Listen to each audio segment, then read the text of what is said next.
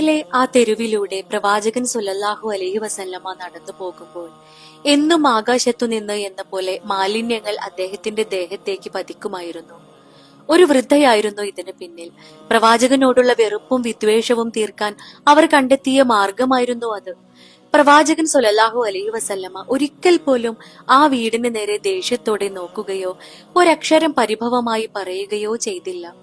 തന്റെ വസ്ത്രത്തിലെ അഴുക്ക് തുടച്ചു നീക്കി ശാന്തനായി അദ്ദേഹം യാത്ര തുടരുമായിരുന്നു.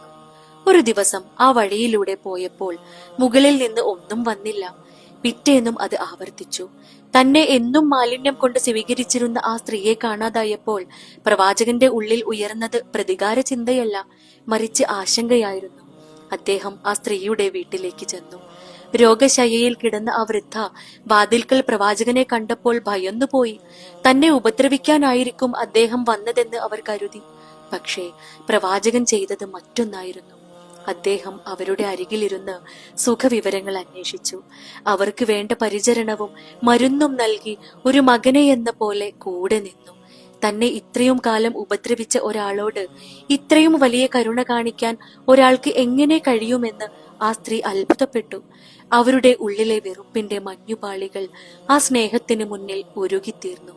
ആ നിമിഷം അവർ തിരിച്ചറിഞ്ഞു, യഥാർത്ഥ വിജയം വെറുപ്പിലല്ല, മറിച്ച് കീഴടക്കാൻ കഴിയാത്ത സ്നേഹത്തിലാണെന്ന്. വെറുപ്പിനെ വെറുപ്പുകൊണ്ട് നേരിട്ടാൽ അത് ലോകത്തെ ഇരുട്ടിലാക്കുകയേയുള്ളൂ. ശത്രുവിനെ മിത്രമാക്കുന്ന ആ വലിയ മാന്ത്രികതയാണ് പ്രവാചകൻ സ്വല്ലല്ലാഹു അലൈഹി വസല്ലമ ഈ ജീവിതത്തിലൂടെ നമുക്ക് കാണിച്ചു തന്നത്.